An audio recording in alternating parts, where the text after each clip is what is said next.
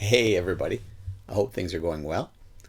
This week I'm going to be doing my grandmother's bacon and molasses tart.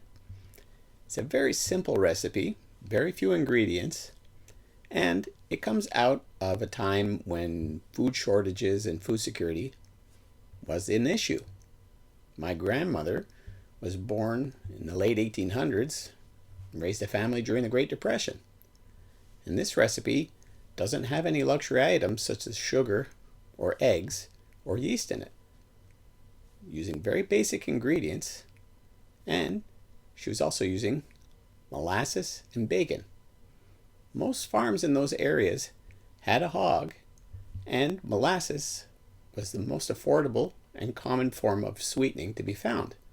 After all, sugar production from the Caribbean was packed onto boats in the form of molasses usually and shipped to all the coastal cities.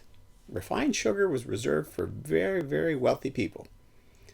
Anyhow, molasses, as far as the process goes, very simple. You crush the sugar cane, the juice is extracted, then it's boiled off. The first running of reduced liquid goes towards refined table sugar. The second and third boilings and reduction increase in bitterness, but that's where you find your molasses. And it has a lot of good minerals for you. Calcium, iron, magnesium, manganese, and vitamin B6. All essentials, all very flavorful, and I think you might like this recipe. And on today's episode, Acadian style molasses and bacon tarts. So we're going to need some butter, water, flour, baking powder, and some salt. This is an all-purpose dough, works for a great many applications, and here's how we do it. We sift together all our dry ingredients, our flour, baking powder, and salt, and we just tap it through. This helps to mix and aerate at the same time. Make sure that your dough is nice and light.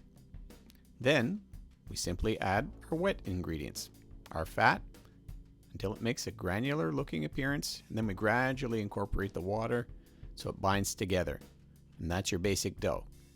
You can use it for sweet or savory applications, something that was very common in the Acadian area.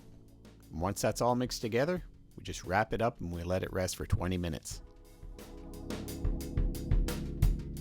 And now for the fun part, the bacon and molasses filling.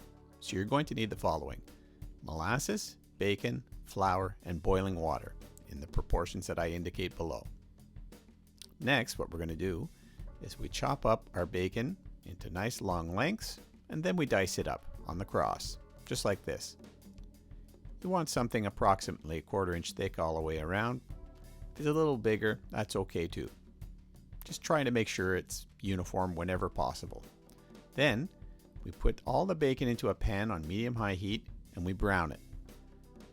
Once that's done and all the fats are released, what we're going to do is we're going to take out our browned bacon, but we're going to leave the fat behind. And this is what we're going to cook the remaining ingredients in. So we pour in our molasses into the baking fat, and then we also add our flour. Once you do that, you heat it up gradually and you incorporate it. Mix it around, and don't worry if there are a little bit of lumps in there, because the boiling water is going to release that.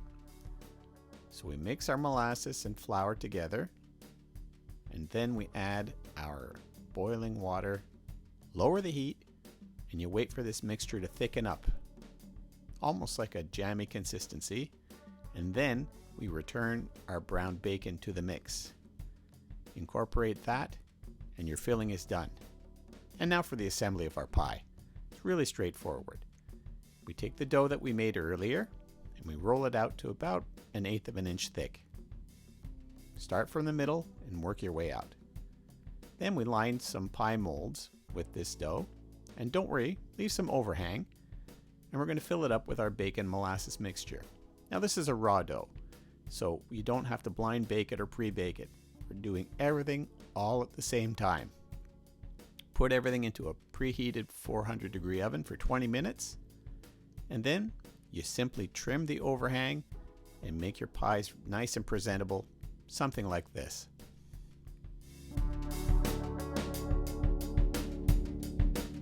Now, molasses is one of the earlier sweetening agents used by the people in general because it was easier to transport, not as refined. But it's an excellent source of calcium, iron, magnesium, and manganese. It's a really easy dessert. Grandma made them. They're pretty tasty. I'm sure you'll like it too. Anyways, cheers everybody.